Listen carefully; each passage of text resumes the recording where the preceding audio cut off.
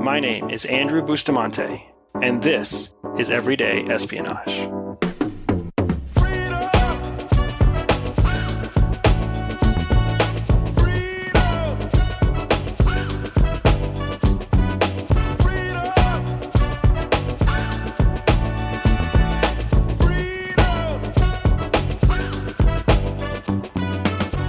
Not long ago, I had a podcast interview, a YouTube podcast interview that went completely south. I mean, the thing absolutely fell apart. And as soon as it happened, I knew I had to tell you about it because this is a reality in life. Not every conversation goes the way you hope it will go. Not every conversation is, sunshine and daisies and positive energy and everybody's happy. Sometimes shit goes sideways. And that is exactly what happened in this YouTube interview. And I realized that we have this really exciting opportunity for you to see me and how I handle a sideways conversation in real time. And I absolutely had to make some kind of lesson out of this so that I could share it with you. So here are the details, right? First of all, if you are interested in watching the video itself, you need to go to YouTube. The title of the video is CIA Spy Meets Crypto Godfather. And inside that title, my name, Andrew Bustamante, is always there. It was streamed live by a channel called the XX Network. So if you want to watch this after the conversation that we have right now, or if you want to watch it right now before we have the conversation, it's totally up to you. But if you go to YouTube, if you search the XX Network, if you look at the live stream section, you'll find a video called CIA Spy Meets Crypto Godfather, and you'll be able to watch it from there. Now, I was invited to this conversation by the network itself because they wanted my insight as a former CIA officer into cryptocurrency, cryptography, privacy, and kind of the future of AI and quantum computing and how those different future technologies are going to disrupt the cryptography space, but also the cryptocurrency space. So I was well prepped going into this that we were supposed to have a conversation about technology. Now, the person sitting opposite of me in this was another expert, a gentleman named David Chaum. And David Chaum is sometimes called the crypto godfather because he was one of the pioneers that created digital currency, right, back in the 80s and 90s. And he's also a very well-known expert in the cryptography space, having done work for NSA and having done work for some of the other big companies around the world who have created encrypted technology. So going into this conversation, I was expecting that both David and I would be talking about technology and talking about the future of technology and how the future of technology impacts digital currency. Instead, what happened is that very early into the conversation, I started talking about the realities of how governments prioritize projects to protect democracy. And as soon as I started talking about democracy, I hit some sort of emotional hot button issue for David, and that's when the conversation went totally sideways. If you're pulling up the video or if you plan to watch the video, it starts kind of getting shaky about 14 minutes in, and by the 18-minute mark, it's full-on disaster. So if you want to fast forward to the exciting parts, you can either look at minute 14 and start watching, or you can fast forward to minute 18 and start watching. Now, it's not just about the entertainment value of watching two grown men argue with each other. What I really want to talk about today is how I was able to make something productive out of this conversation that failed with David Chaum. And here's why. Because during the call, I had no way of changing David's point of view. He was idealistically driven and he was emotional. And you'll see that when you watch the video. He was already on his own highway of emotional hijacking. That's the terminology we use at CIA. He was emotionally hijacked. He was arguing about something that he cares about. There was no way I was going to change his mind. You've been in the same situation yourself. Maybe with a girlfriend, maybe with a teacher, maybe with a spouse, maybe with a coworker. You have said something that made somebody angry or sad or emotional. And then once that happened, there's no way that you're going to talk them off the cliff. There's no way you can tell them to calm down. There's no way you can say that you didn't mean, no offense. There's no way that you can get them to change their point of view in the moment because they have been hijacked by their emotions. And that's exactly what happened to David in this video. So I knew very early on there was no way of changing his mind. So that left me two other options because, again, this was a public live stream. People are watching this in real time. So I knew I couldn't change his mind. So I had to decide whether I was going to debate with him or whether I was going to essentially allow him to fall on his own sword and make a fool of himself through this emotional hijacking. Now, he's an expert, so there's no way he's going to say something about his expertise that's wrong. So when I say, let him fall on his sword, or when I say that he might make a fool of himself, I'm not talking about him making a mistake in his expertise or in his field. There's no way that's going to happen. But the purpose behind every public podcast like this is to either gain influence or lose influence. So when a conversation goes sideways, you have to understand that the same calculation is relevant for you.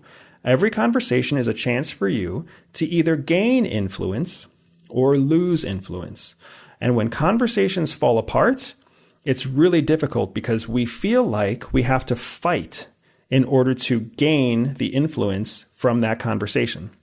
We feel like if we don't fight, then we're going to lose influence, we're going to get bullied, we're going to look soft, who knows, whatever else, right? I also grew up in the era, just like you, where you're supposed to punch a bully in the nose to teach them a lesson.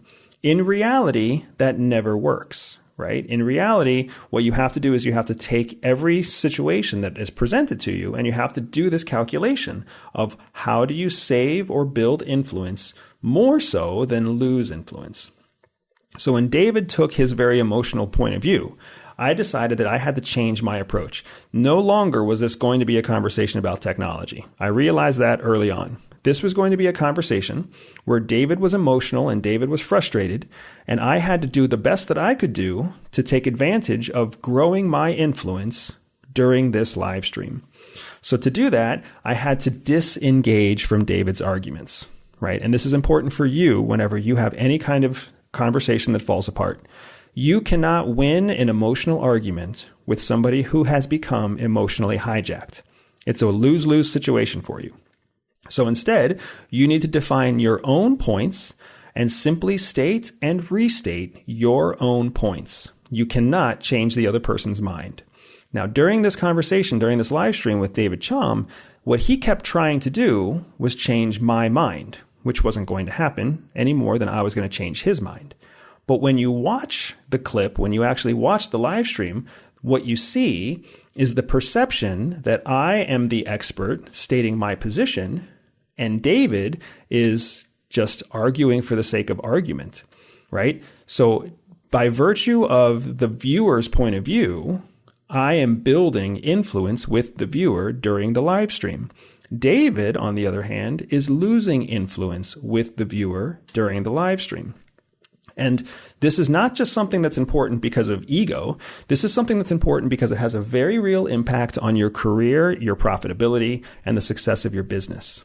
When that conversation was over, and that conversation was a painful 90-minute conversation. Don't get me wrong for a second. I didn't enjoy it. It wasn't fun. It wasn't easy. And it was 90 minutes of my life. But coming out of that conversation, almost within an hour of that conversation, I was getting phone calls from people who had watched the live stream, who had then looked me up on the internet, who had found my website, and who had requested a conversation with me because they wanted to hire me and do business with me.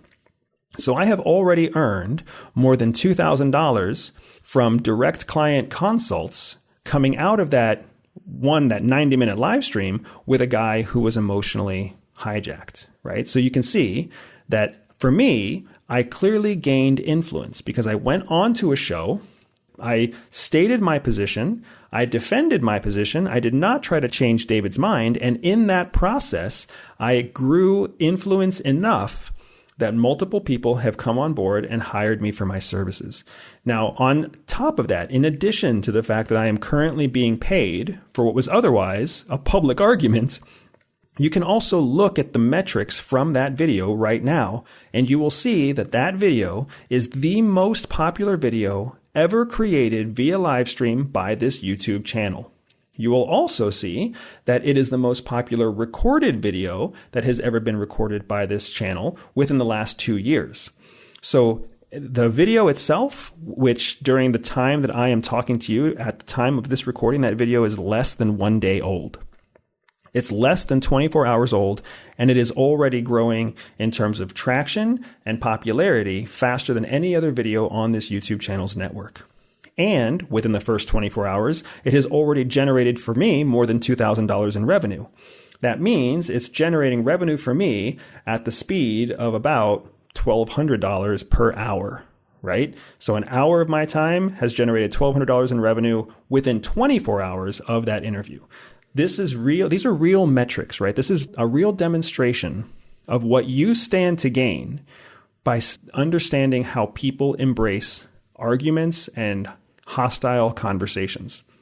When someone comes to you with a conversation topic, or when someone changes the tone of a conversation and they turn it into an argument or a debate of some sort, don't let yourself be goaded into defending yourself against their attacks. Don't let yourself get emotional like they are getting emotional. Keep in mind that during an argument, the last person to get emotionally hijacked is the one most likely to lose the argument. Think about that for a second, okay?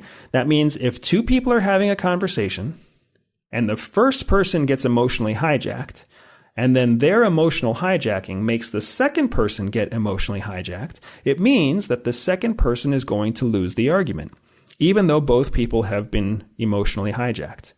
In my conversation with David, he became the first one to get hijacked. So I had to make sure that I did not become emotional, because if I would have become emotional, he would have won the argument.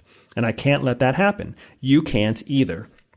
Whenever you are having any kind of dialogue with an individual, publicly or privately, your objective is to always gain more influence from that exchange. Either gain that influence in private with the person or gain that influence in public with the person and or the audience watching the conversation. The way that you gain that influence is by never letting yourself become the last person to be emotionally hijacked. The key to winning influence in any kind of dialogue is to be the person who remains steady and non-emotional. When somebody that you're arguing with or debating with or having a conversation with becomes emotionally triggered and that makes them hijacked by their emotions, the conversation is going to go sideways. It's going to become hostile. It's not going to be fun. It's going to be something you don't want to do. But recognize that the influence value of the conversation is still there. And if there's anything I want for every one of you listening, it's that I want you to gain every modicum of influence that you can. Every conversation, every debate, every argument, every time, I want you to walk away the winner. And you will walk away the winner as long as you never let yourself become emotionally hijacked. When you're debating with somebody who's emotional, when you're conversing or arguing with somebody who's emotional, keep your cool, state your claim, defend your claim, and essentially act as if the other person doesn't exist. If you do that, your influence will grow, their influence will shrink, and that is Everyday Espionage. Everyday Espionage is dedicated to one thing: educating everyday people. I know that not everyone will listen, but those who listen will learn. If you learned something new today, click subscribe, review, and share the podcast with a friend. Find me on social media at Everyday Spy or on my website, everydayspy.com.